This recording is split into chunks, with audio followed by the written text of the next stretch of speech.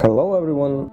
Today we start a new playthrough, and it's been a while since the factory campaign was released. According to people's opinions, it's a super duper brutally difficult hardcore, and I fully trust everyone on the internet these days. Jokes aside, it should be pretty interesting to play in a semi-speedrun manner. I'll try to keep it one episode per map, but if necessary I'll split longer maps into more episodes. The goal is to finish the campaign as fast as possible without going crazy and trying to set a speedrun record. Welcome to the World on Fire, the first map of the Forged in Fire campaign. This is gonna be a warm-up episode. It's a small map. It's gonna end pretty soon. Not much time can be saved here, but still a couple of days we can definitely save compared to a straightforward playthrough. Okay, and you'll see how we can use this nice obstacle in the middle to fool the AI to follow a wrong stack. It's gonna be a theme, a pretty common theme on this map. Since we don't have any other units apart from halflings, it's gonna be used quite a lot actually. For the starting bonus I picked archery. Actually, I don't remember what bonuses were offered apart from that, but generally I'm trying to pick a long-term bonus when I can. It's kind of a cool feature that I always liked about campaigns. The choice between missions, reward choice. So I usually try to pick a bonus that gives me a long-term benefit that will last past the mission I'm actually gonna be playing. In this case I took archery. That I may have made a mistake there. If I'm being honest, Henrietta starts with two pretty much useless skills. She has leadership and luck. So her skill selection is gonna be pretty tough.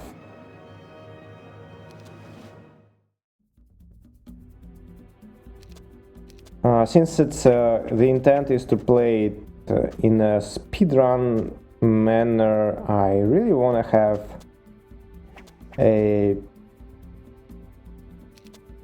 have the all mobility skills in my main heroes at least. I had to sacrifice a halfling there. Well, that's fine. So, by the way, I'm playing it on version 1.7.1. It was the closest version I had for the version this campaign was made for. So it's before Bulwark, obviously, and before secondary skill rebalance, which I did not realize. Actually, I already gotten used to a new updated pathfinding that I often take just as a default, because, as I said, for the speed reasons I wanna be as fast as possible, and pathfinding is actually very good now. But still, since I don't want to be wasting a lot of time on rough terrain, even a bad pathfinding is kind of an important skill.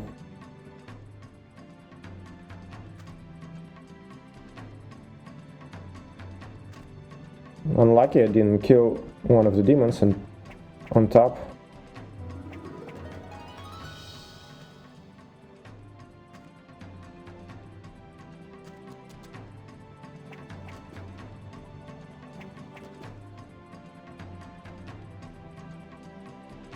Unfortunately, there is only place for two halflings on the right side, so I will be losing one of them anyway.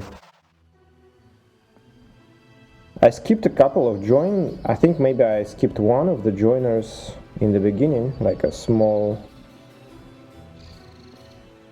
stack of halflings that would join me. In general, I'm skipping everything I basically can skip.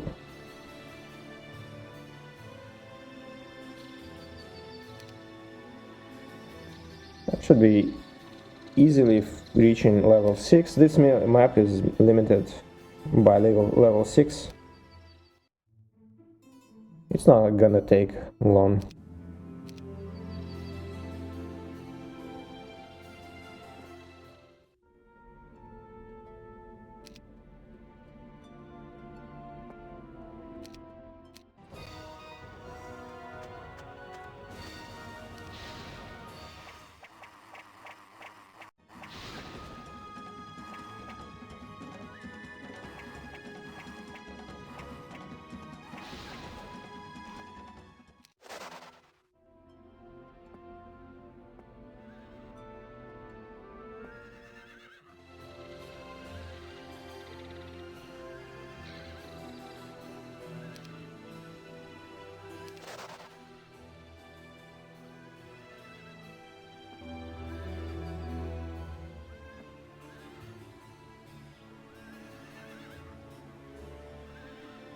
There is a prison very close, so I'll go right towards this prison.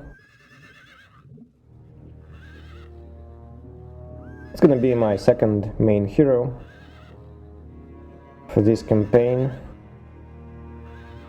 Now I actually stopped. I was talking about archery skill for Henrietta, so she starts with 2 garbage skills, being leadership and luck, and that's pretty bad as is. And if you add archery, it means that she's basically has like 5 slots to do something useful. That's not much.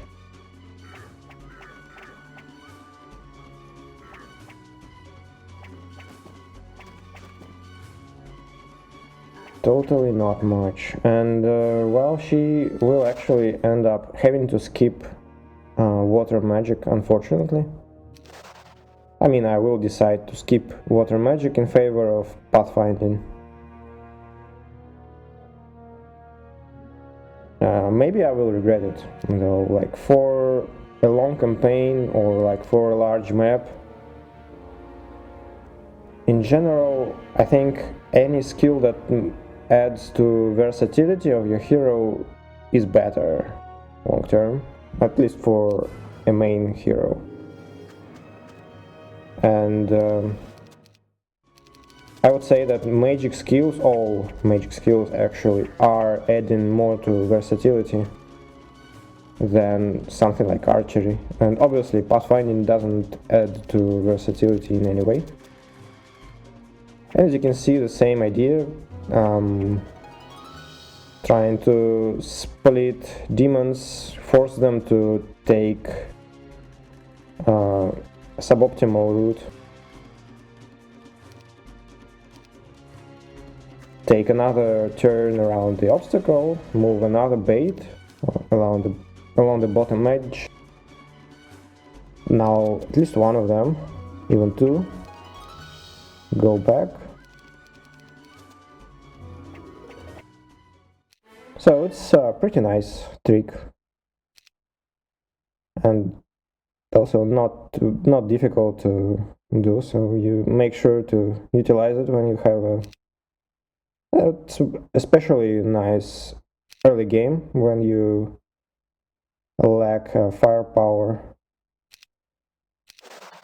So at this point I actually am already getting worried about my skills.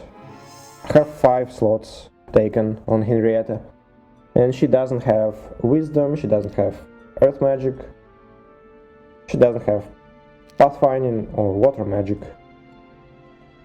And I don't even have to mention any other magics, right? Fire and air magic are just basically out of the question at this point.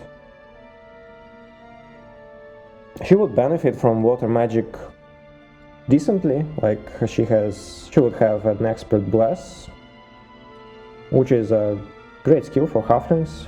I mean, great spell for halflings.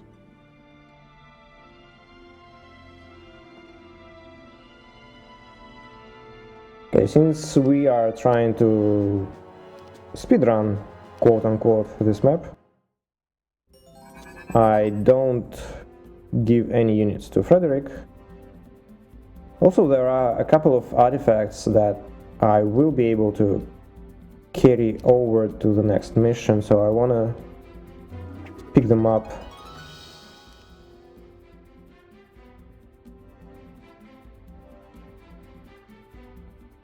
I think I need to haste halflings here. I mean, I don't think that's pretty obvious. I have to do that. And I will have to haste them again because of the low spell power. And maybe again. But spell power too is kind of pretty annoying, as you can see. I could use cure. Yeah. Just one mana point saved, I think. Didn't pay attention, but I think it's one mana point saved.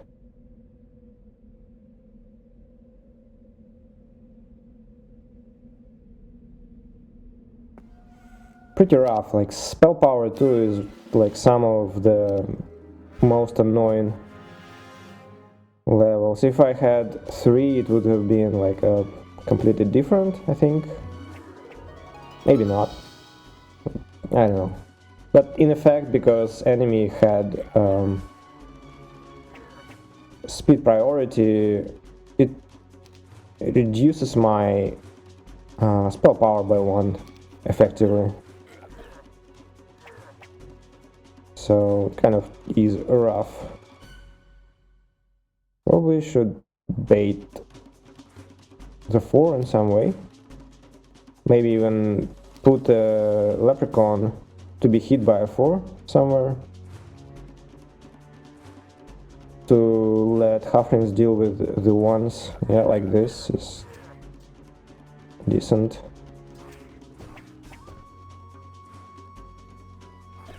Leprechauns are sturdy enough so they can take a hit from Walking Dead.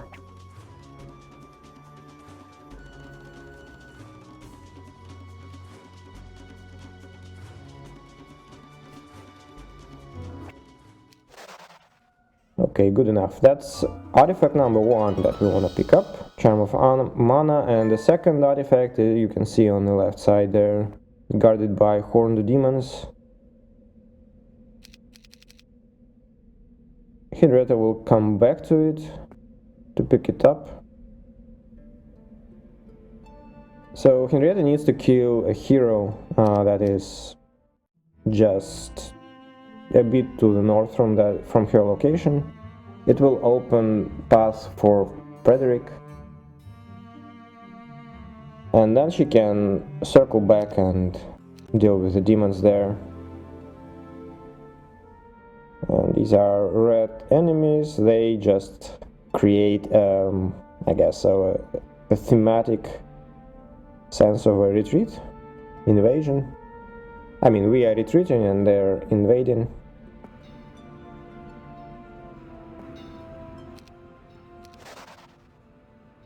Okay, it just turned out that I didn't pick any gold at this point, so I kind of just realized that I would actually benefit from picking up some gold from chests, for example. I did use one chest for experience, like a small chest actually, so I could use it definitely for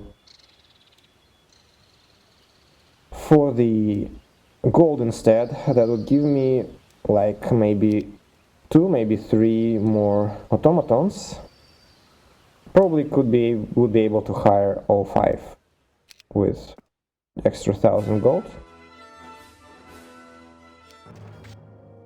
It's actually a good auto combat result. I tried a few times this fight a few times, and I actually wasn't able to do it with fewer losses.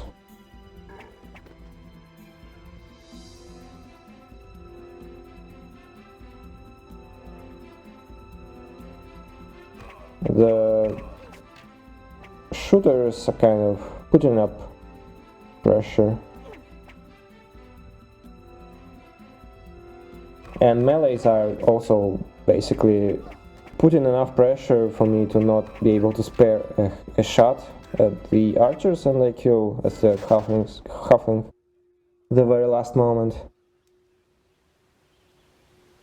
So yeah, I'm actually surprised that auto combat was this successful. Maybe it had some morale hits, I don't know.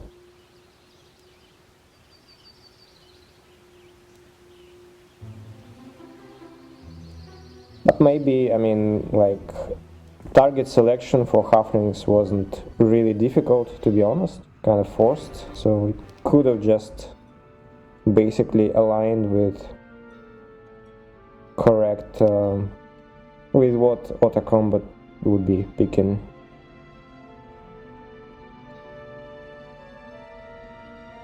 So Frederick will need to win a couple of fights here. Zidar, I mean, probably the way you would play this map normally is you would not skip a necklace that Henrietta comes back for, and you would maybe even pass army to Frederick, some army. I don't know about that. You really don't have to do that, maybe you even are not intended to. And then when Henrietta deals with her enemy and when Frederick deals with these archmages,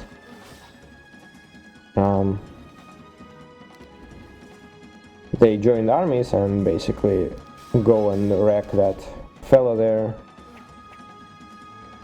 The red hero with somewhat, I wouldn't say scary army, but definitely looks scary enough for what Frederick has, you might think.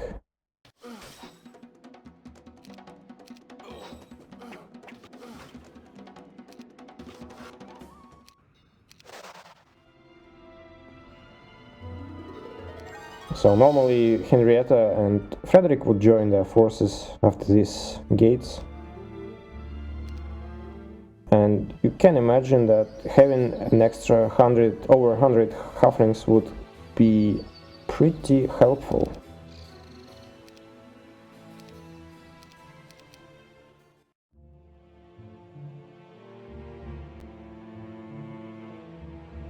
But fortunately we do not need them, and we also got a nice artifact that makes Frederick, actually gives Frederick decent stats, and there is also a magic well, very nicely. But first let's not forget taking this artifact.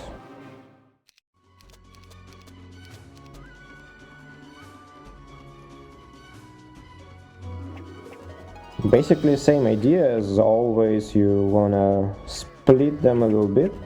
In general you wanna force majority of your melee enemies to go in a direction where you do not have your big shooters, right? So they actually, one of them at least, does not reach my halflings up top. Offense is definitely not a great choice for Henrietta especially, and just because she doesn't really have many skill slots left. It's really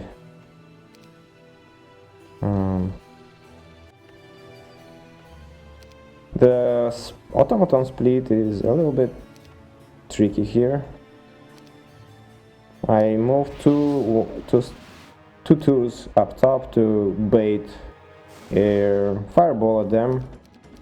This way I only lose 2 stacks to a fireball before they activate. And then there is another fireball still in play.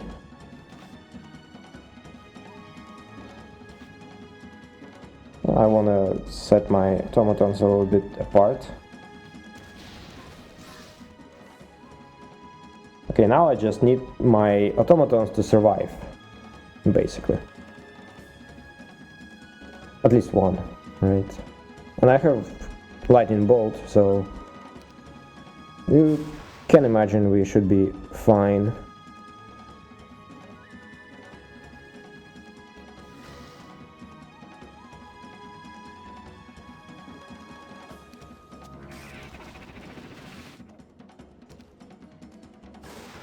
Actually, I think I could have